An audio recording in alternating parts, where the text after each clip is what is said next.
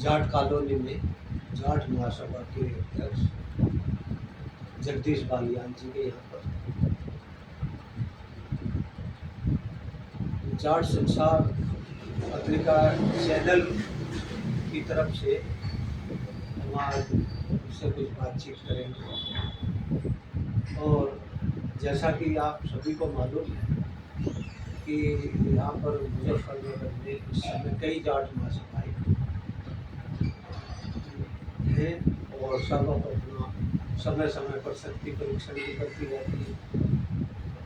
जाट महासभा जगदीश बालियान जी, जाट महासभा कुलदीप बालियान जी, जाट महासभा ब्रजवीर सिंह जी, विश्व जाट महासभा वीरपाल जाट जी और एक राष्ट्रीय जाट महासभा।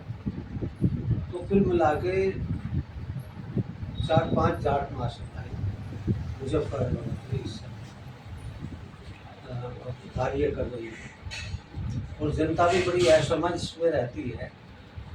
वो भी देखती है कि भाई इनमें असली कौन है और सबसे ज़्यादा कार्य कौन कर रहा है। लेकिन जो आम मुजफ्फरनगर की जनता है वो ये चाहती है कि जाट महासभा जगदीश बालियान गुट और जाट महासभा कुलदीप बालियान गुट दोनों एक जगह हो जाए। पूरी जनता की इच्छा ये है कि ये दोनों जाट महासभा एक जगह हो जाए, क्योंकि ये दोनों जाट महासभा करीब करीब एक ही वैचारिक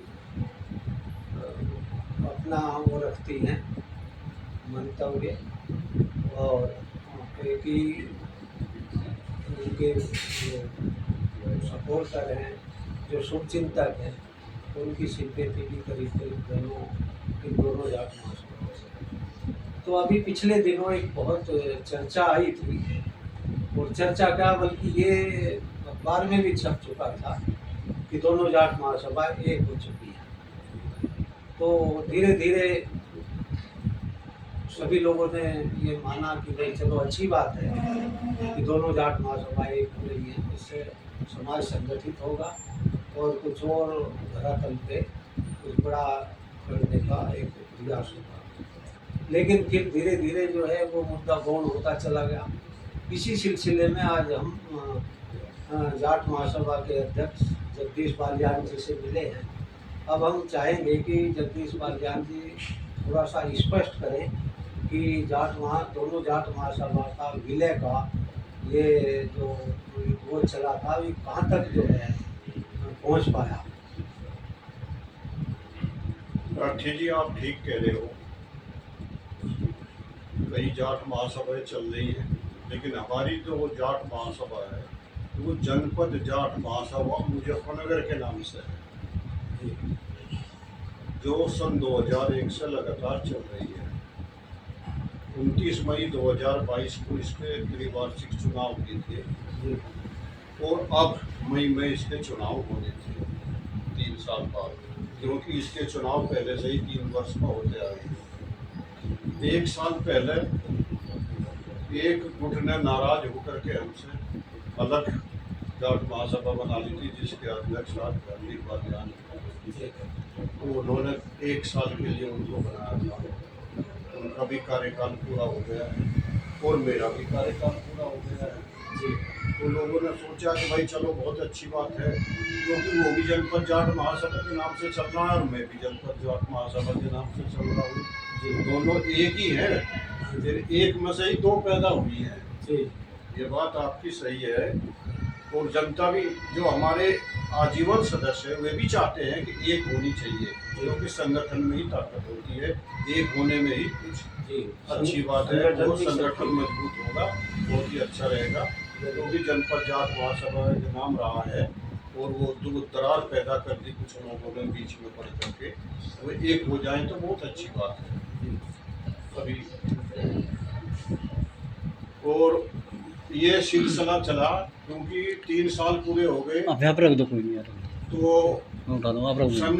संरक्षक मंडल का चुनाव कराने के लिए वो कार्यकाल, क्योंकि मुख्य संरक्षक 3 साल के बाद चुना जाता है, उनका भी चुनाव होना था। लेकिन हुआ क्या कि कुछ लोगों ने मेरे खिलाफ मुकदमा दायर कर दिया और मुकदमा एक तो कर ही दिया, एक मुकदमा यो कर दिया कि 2 सभाएं हो गई। जी असिस्टेंट रजिस्ट्रार ने एक चिट्ठी लिखी एसडीएम मुजफ्फरनगर सदर को कि आप ये बतावें धारा 25(1) के तहत कौन सी जाट महासभा सही है, कौन सी गलत है, आप ये चुनाव करके मुझे दें। जी लेकिन एसडीएम के यहाँ ये केस चल रहा है पिछले 1 साल से, इन्होंने अभी तक कुछ नहीं हुआ।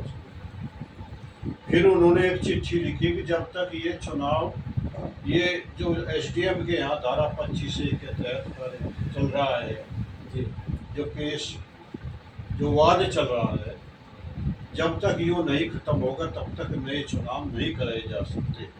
उन्होंने क्लियर लिख दिया है। तो नए चुनाव तो अभी होंगे नहीं क्योंकि यहाँ केस चल रहा है।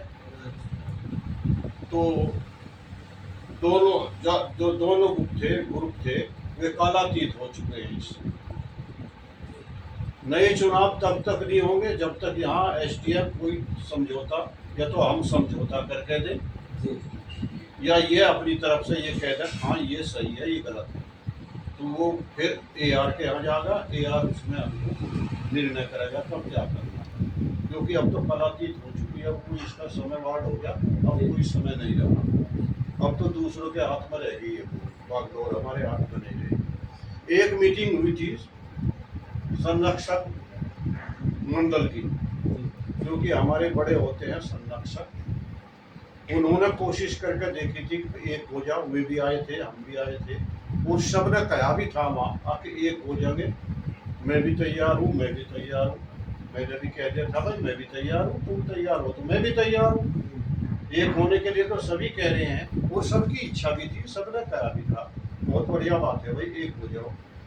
उसके बाद में क्या हुआ कि वो धर्मवीर बालियान ने कह दिया था सबके सामने कि मैं पद लेने का कोई इच्छुक नहीं। उसके बाद में ये पता चला है कि वो ये कह रहा है कि पद तो मैं आगे भी रखूंगा।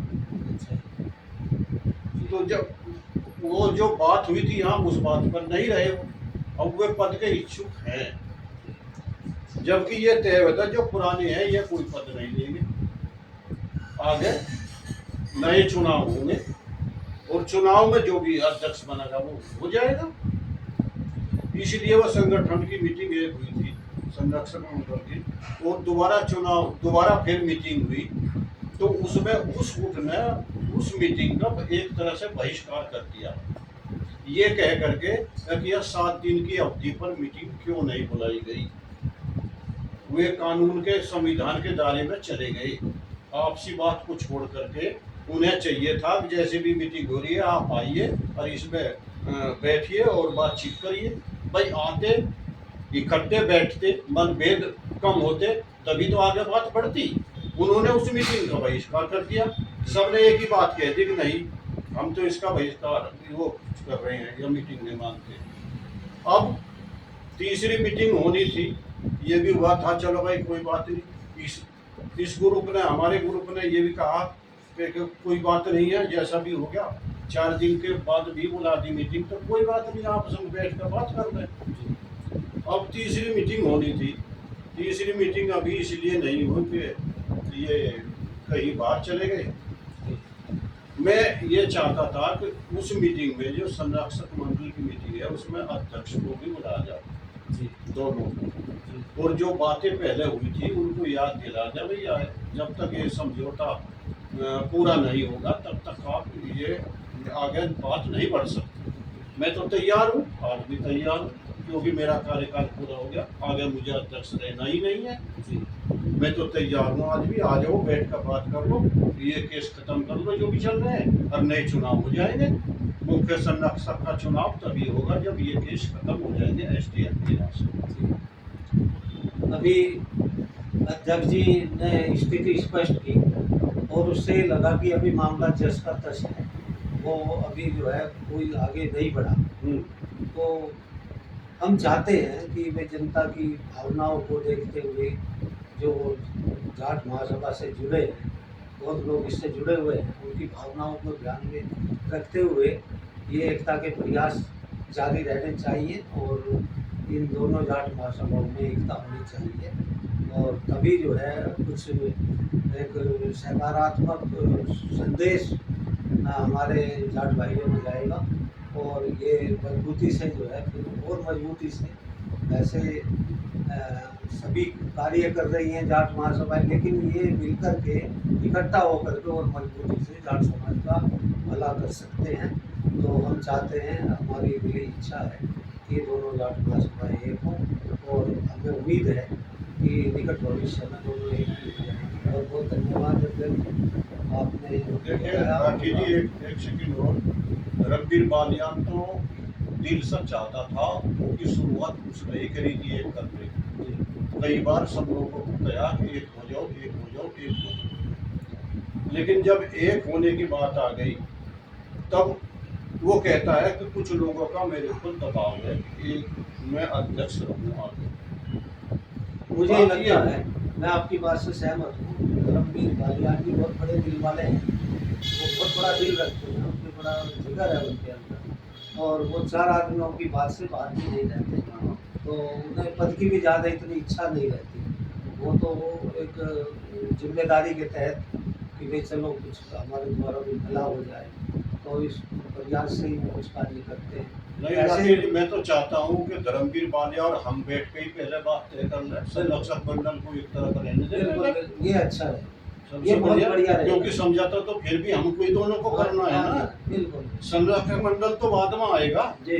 जब चुनाव होगा तब जरूरत पड़ेगी संरक्षक मंडल की। हाँ। एक होने के लिए सबसे पहले दोनों अध्यक्ष को अपने मतभेद मिटाने पड़ेंगे, और मैं हाँ। समझता हूँ कि अगर आप दोनों बैठेंगे तो स्थिति जो है ना बहुत सुलझ जाएगी। हाँ, तो मैं तो चाहता हूँ कि हम दोनों कहीं बैठे इकट्ठे हो। क्योंकि मैं धर्मवीर बालियान जी को बड़े निकट से जानता हूँ, आपको भी बड़े निकट से जानता हूँ, और जाट महासभाओं से मैं जुड़ा हुआ भी, तो मुझे आशा है आप अगर इकट्ठा बैठेंगे तो समस्या का हल होगा।